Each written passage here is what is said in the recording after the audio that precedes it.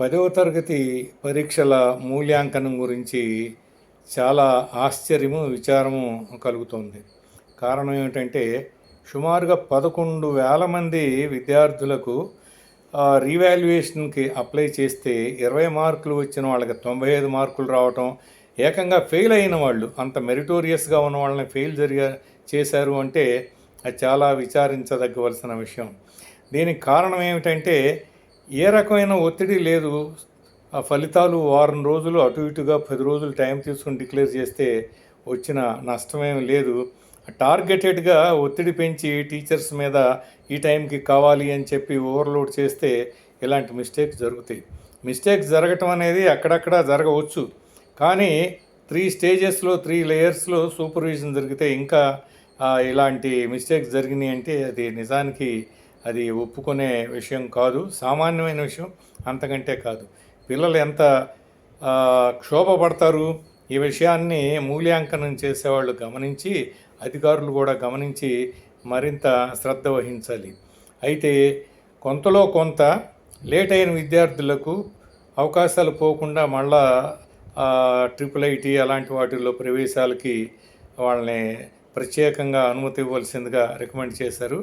మంచిదే, అడుసు తొక్కనేల కాలు కడగనేల అని చెప్పి తొందరపడటం ఎందుకు, అనేక అనర్థాలకి అవకాశం ఇవ్వటం దేనికి, తర్వాత వచ్చేసి దానికి మరలా రెమిడియల్ యాక్షన్ తీసుకోవటం దేనికి. కనుక భవిష్యత్తులో అయినా కూడా అలా కాకుండా చూడాలి. విద్యార్థులు, తల్లిదండ్రులు చాలా అసౌకర్యానికే కాదు, ఒక రకమైన ఆందోళనకి గురవుతారు. ఎందుకంటే వాళ్ళ పిల్లలు బాగా రాసామని చెప్పి చెప్తారు. ఎప్పుడు మెరిటోరియస్గా చదివే పిల్లలు ఏకంగా తప్పటం అంటే అది ఎవరి మిస్టేక్ వలన వీళ్ళు తప్పటం ఏంటి, ఎవరో అశ్రద్ధ మూలన పిల్లలు తప్పటం అనేది అది చాలా బాధాకరమైన విషయం. అందుకని ఇలాంటి వాటిని గుర్తుంచుకొని భవిష్యత్తులో అయినా ఫలానా తారీఖుకి బలవంతంగా ఆ ఫలితాలు వెలువరించాలి, అదేదో ఘనకార్యమని కాదు. వారం రోజులు 10 రోజులు లేట్ అయితే తప్పు లేదు, కానీ తప్పులు లేకుండా ఫలితాలని డిక్లేర్ చేయటం అనేది చాలా మంచి విషయం అది. కనుక ఈ విధంగా చేయటం అనేది మనందరికీ మంచిది.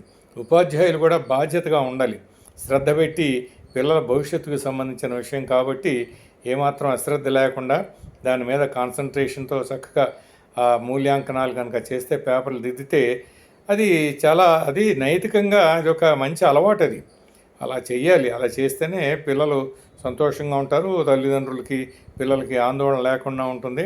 కనుక భవిష్యత్తులో అయినా ఇలా జరగకుండా ఉంటుందని చెప్పి మనం ఆస్వాదించడంలో ఏమాత్రం తప్పు లేదు.